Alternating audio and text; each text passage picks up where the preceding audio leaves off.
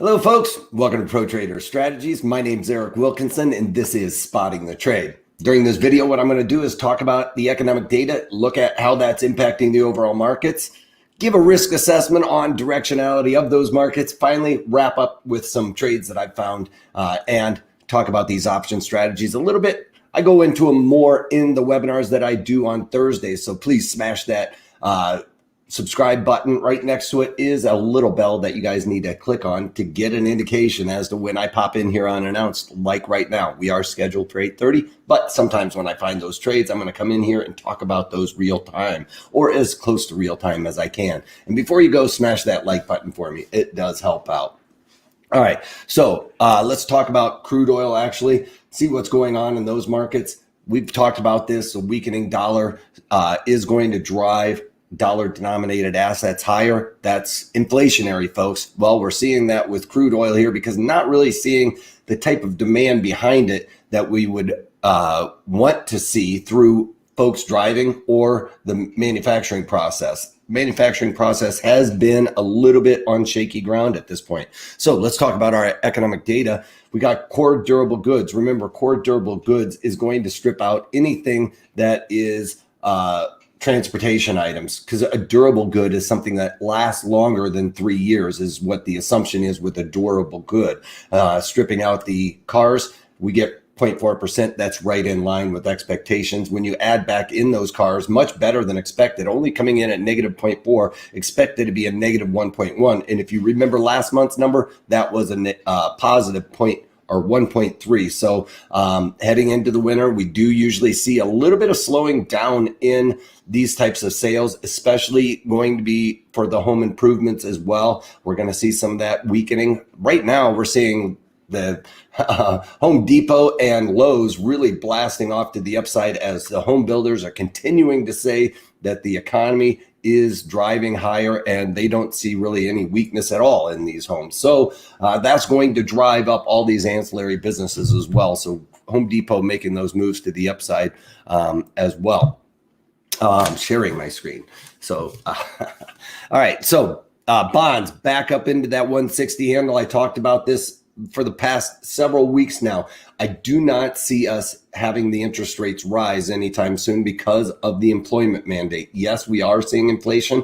We're hearing Fed Governor Yellen talk about this not necessarily being transitory, but not being here to stay.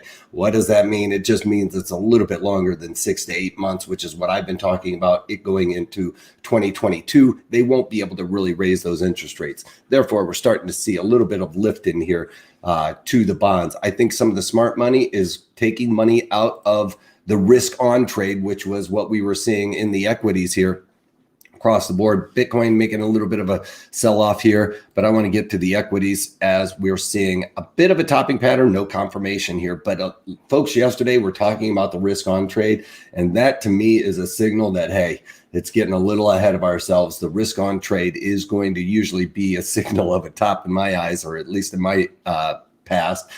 So we're seeing this little topping pattern again, not confirmation though. At this point, I would start looking for an opportunity to either take profits or add some protection to the downside here. Still, again, no confirmation. We're going to have to wait to see how this shakes out by the end of the day, but not looking very strong.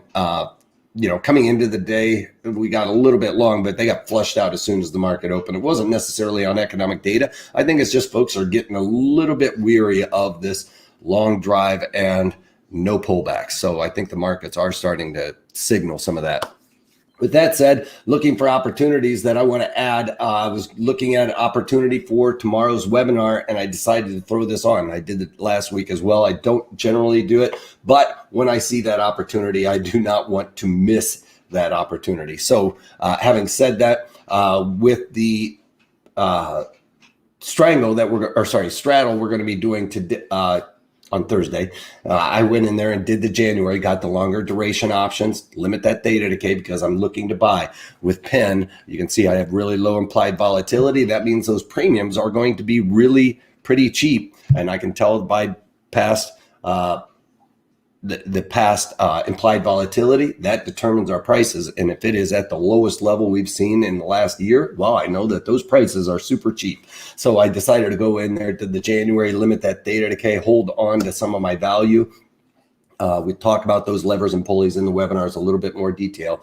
And I bought the straddle in there for $14.85. Just need a bit of a move here and pop or drop. Usually heading into an earnings, we would expect to see that this volume or this volatility already at an elevated level this close. Well, we haven't gotten that. I do expect volatility to increase heading into this earnings. If volatility starts to increase into this earnings, even if it doesn't move anywhere, that volatility will inflate prices and it will feel like this strategy is working out quite nicely, despite the fact that the directionality is wrong. So those are some of the things I try to help you folks out with in turning the tables in our favor.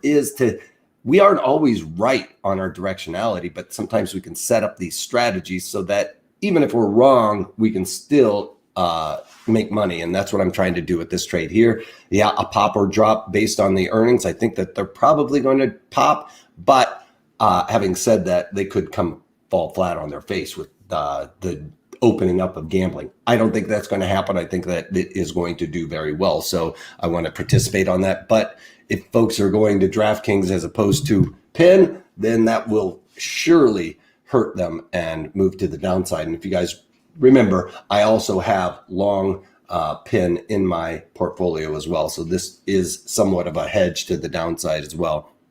Although it's in my IRA, this is in my trading account, I still look at it as one portfolio. All right. So Penn for that move there. And with Kroger, I'm trying to look to get out of this trade here. And I don't know why Home Depot's up there instead of Kroger. Kroger in the thing. But you can see us pulling away right now. I'm kind of chasing it at this point. I was hoping to get a breakthrough on this. I have Fibonacci set up on my other charts. Let's just see if I can throw this in there. I want a Fibonacci here.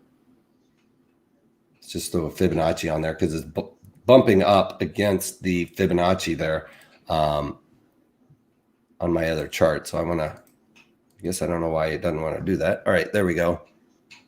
See if I can get this lined up a little bit. Anyway, I had another line in the sand right here at around that $40 mark, and that's what prompted me on this buy or on this strike buying, because I went into the January longer duration, limit that theta decay, and bought the 40 calls. The idea is once I've gotten up there, hit that 40 call, that's the trigger to start really looking to get out of this, because I've beaten the probabilities and I would expect to have at least a 50% increase in those premiums. With that said, I bought those 40 calls in there for $1.46. I'm looking to get out right around 210. The high there was very close to that when we tipped it. I was thinking it was going to be a third time through today. We got a topping pattern, a bit of a confirmation. Today opened up really high. Thought we were going to get a move. Starting to see some weakness here. I'm still looking to get out of this trade because it's tested that strike. All right, I know I've beaten the probability, so I'm looking to get out of this trade. It's getting away from me right now. It looks like it's trading right around $1.76. And like I said, I'm working an order at 210.